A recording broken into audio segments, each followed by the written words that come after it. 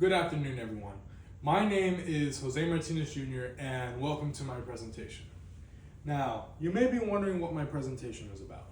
Well, it's about a certain thing, and I believe this certain thing is very important to us and everybody.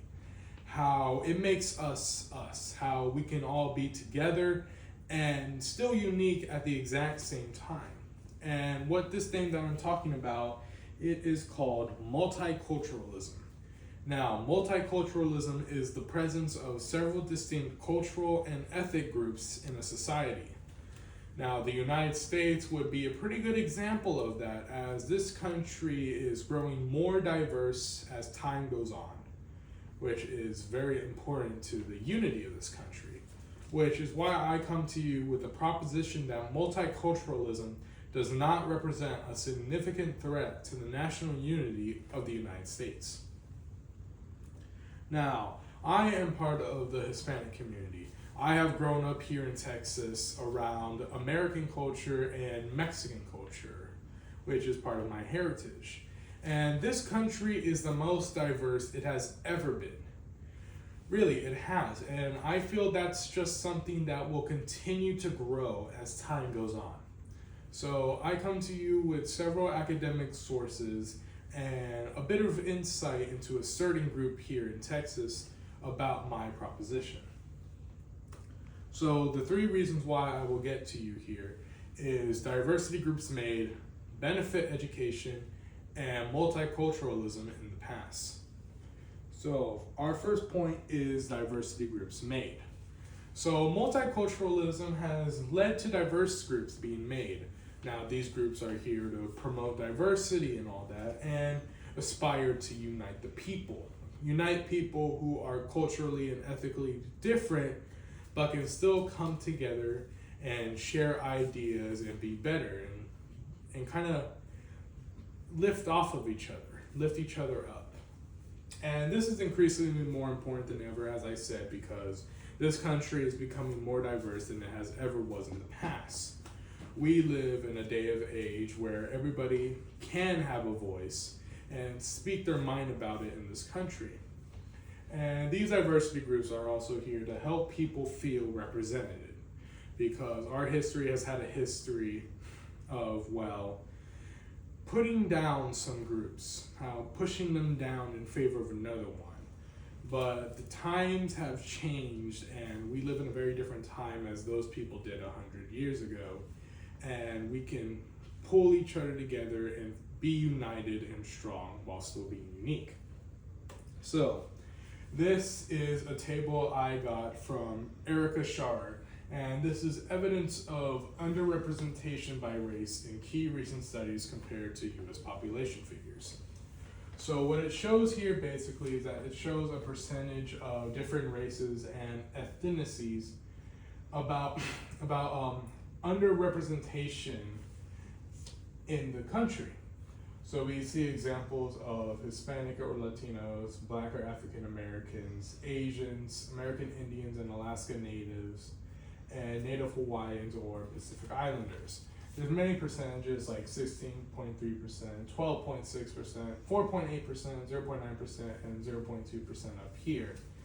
Now, this study was based on a 2010 census because it was taken prior to the 2020 census, but many of the population percentage are around the same area to where this is still being able to use. So yeah, this shows there is underrepresentation here in the country, but that's what diversity groups here are for, like the Texas Diversity Council. These are founder and CEO Dennis Kennedy and Angeles Valenciano, who have made the Texas Diversity Council to promote diversity and inclusion here in the state of Texas, because they feel that diversity and inclusion play a vital role in both the workplace and the community as our country continues to grow. It is something very important and will help make the country stronger and better together. So they are promoting, they want to unite the people together because that is very important to the strength of the country. So for our next reason, this is how it benefits education. So diversity is increasing in the country, like I said. And education hasn't always talked about some of these groups in the ways that it has talked about others. Like I said in the previous point, there is still underrepresentation here in the country, but that's where I think diversity can help benefit that. Because education on each of these groups is very important, because we are living in a time where people can be more vocal about how they feel about this country and how they feel about their certain group that they are a part of.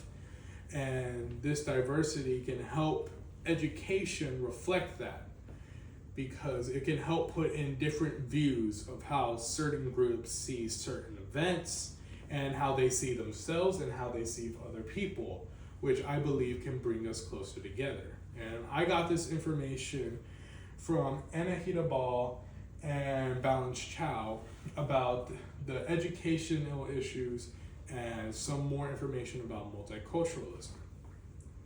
Which leads me to my third point about multiculturalism in the past. So now multiculturalism has been a part of our past before, and it has shaped our country to what it is now. Because like what Michael Haas say about the immigrants is that, well, our country has been full of immigrants for almost as long as it has been around.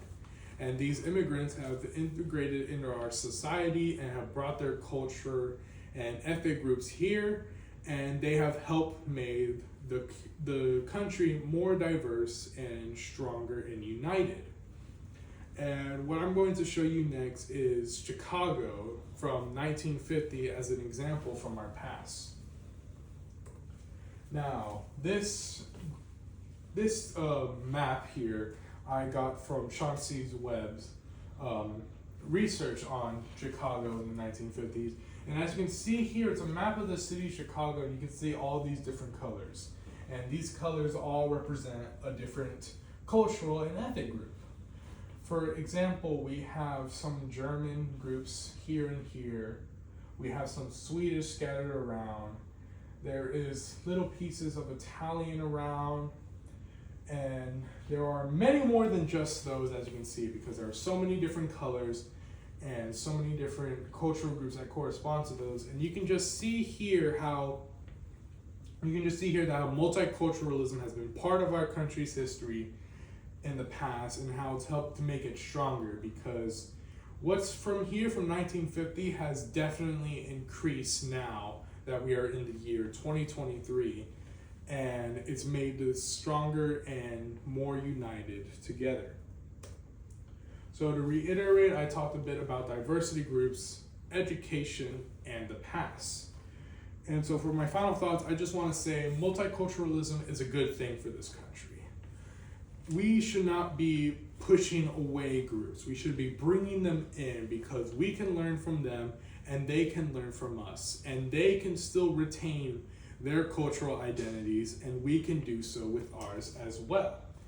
Because we need to bring ideas together and share them, and we can build off of each other to build a better and stronger and more cohesive country united together. Thank you for watching my presentation on multiculturalism.